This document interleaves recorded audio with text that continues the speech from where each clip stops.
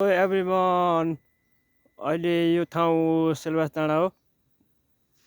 म सिलवास डाँडामा फेरि चराचुरुङ्गी आउँछ भनेर फेरि यहाँ कुद्न आएको छु। हेर्नु होला, यहाँ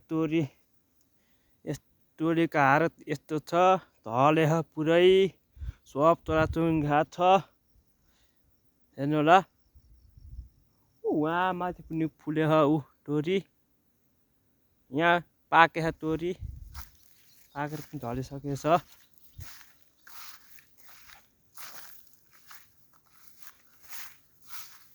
सबै यो सिलवास डाँडामा सब गाउँहरू पनि देखिन्छ। हाम्रो यहाँ सिलवास डाँडा पुरानो घर पनि छ कि, कति वर्ष घर भत्काएर पनि तल ढुङ्गाहरू स्याहारेर सकेको छौँ। हो यो हाम्रो पुरानो घर यस्तो छ। यहाँ पारि फेरि केराहरू पनि पाक्दै रहेछ। हेर्नु होला,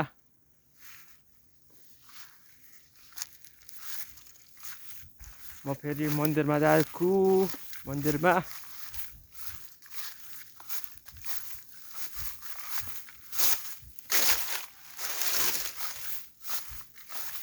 सबै यो के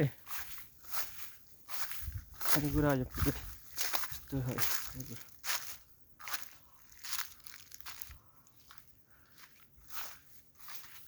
आइसकेको छ यहाँ मन्दिर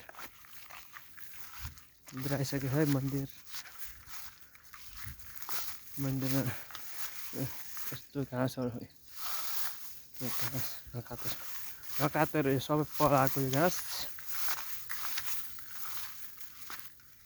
यो सिलवास डाँडाको मन्दिरबाट पुरै गाउँहरू पनि देखिन्छ। हेर्नु होला,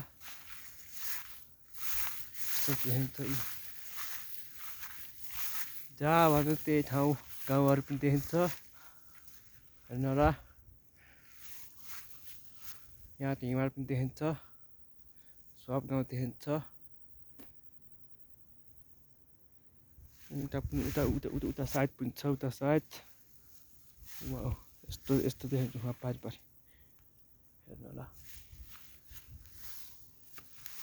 उता साइड पनि देखिन्छ, उता साइड पनि देखिन्छ पुरै।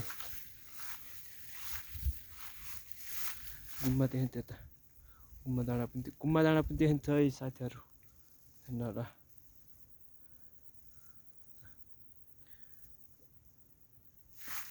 यहाँ फेरि टाढामा आएर मैले एउटा फेरि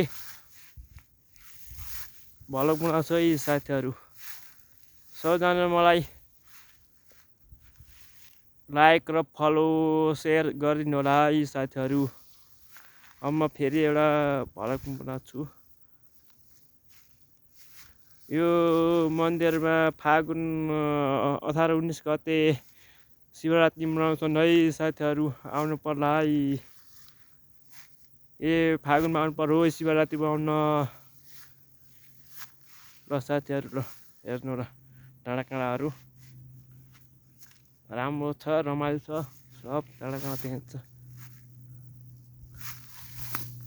अहिले मैले भिडियो अफ